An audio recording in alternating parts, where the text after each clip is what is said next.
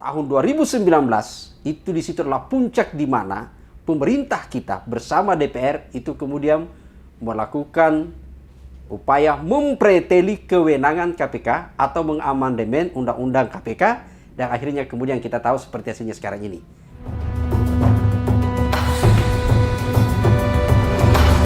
Ya, terima kasih teman-teman sekalian. Saya kira ini adalah pertanyaan yang sangat menarik dan memang penting untuk kita bahas bersama. Namun sebelumnya saya ingin memberi apresiasi kepada teman-teman Transparansi Internasional Indonesia yang begitu konsisten untuk terus melakukan survei dan mempublikasi temuan-temuannya setiap tahun berkaitan dengan indeks persepsi korupsi di tanah air dan termasuk di dunia global.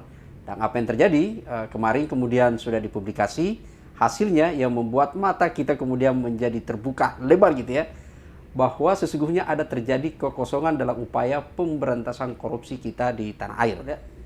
Bahkan kalau kita semua menyaksikan launching yang dilakukan oleh teman-teman Transparansi Internasional, itu kemudian membuat kita terperangah hasil dari temuan mereka. Bayangin, Indonesia justru dikalahkan oleh Timor Leste. Jadi jangan kita berbicara Singapura gitu ya, bahkan Timor Leste saja yang dulu pernah menjadi provinsi ke-27 Indonesia itu kemudian sekarang bergerak naik. Kalau pada tahun 2020 kemarin poinnya adalah berada pada angka 40, sekarang malah mendapat pada angka 41. Jauh sekali melampaui Indonesia. Syukur-syukur karena sepak bola Indonesia tidak dikalahkan oleh Timor Leste.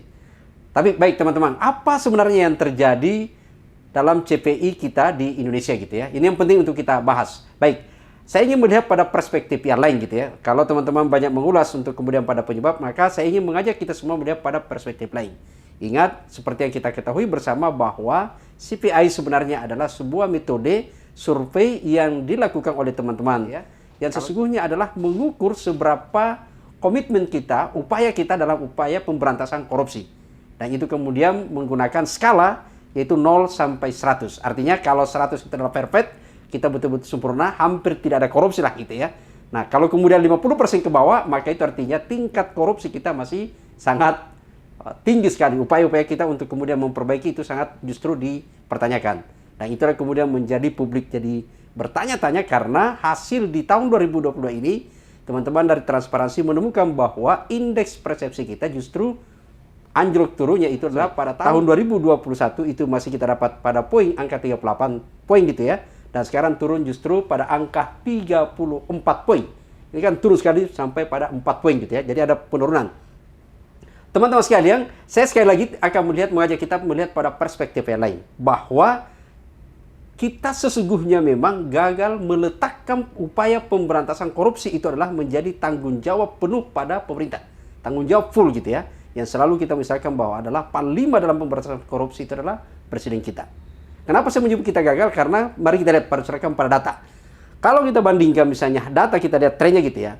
Terutama pada era pemerintahan sekarang. Atau setidaknya kita lihatlah pada data dimulai dari tahun 2012. Memang kalau kita lihat misalnya indeks CPI kita gitu ya, di tahun 2012 berada pada angka 34. Lalu kemudian tahun 2013 stagnan, masih itu pada angka 34. Lalu kemudian naik di tahun 2015 mulai bergerak. Itu naik pada angka 36, lalu kemudian naik 37. Bahkan teman-teman sekalian, ada hal yang menarik sebenarnya adalah pada posisi di era zaman Pak Jokowi, yaitu bergerak terus naik pada saat periode pertama. Dan tahun puncak di pemerintahnya adalah di 2019 mencapai pada angka 40 poin, bukan 40. Hanya saja kemudian teman-teman sekalian, pada periode kedua, kita lihat, justru terus bergerak turun. Jadi 40 di tahun 2019, kemudian turun di tahun 2020, itu turun 37.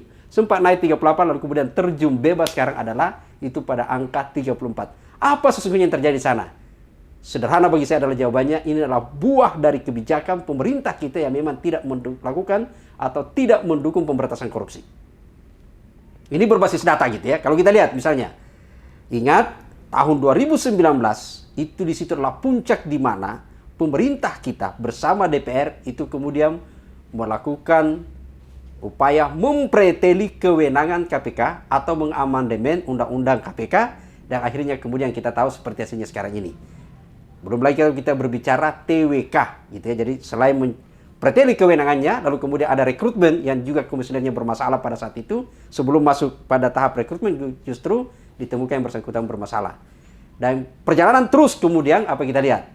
Banyak kemudian menjabat justru jabatan penting, termasuk di BUMN adalah orang yang pernah bermasalah secara hukum. Bukan hanya itu sebenarnya kita lihat.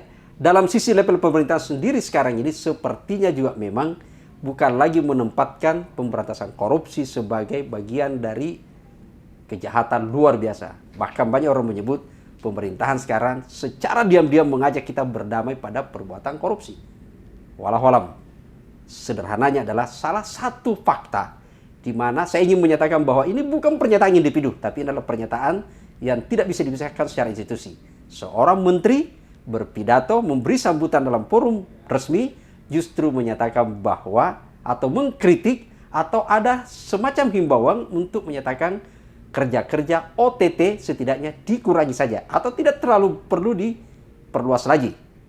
Dan bahkan ada kata yang menurut kita menggelitik semua adalah karena begitu vulgar menyatakan bahwa orang-orang yang baik itu tempatnya hanya di surga. Wallahualam.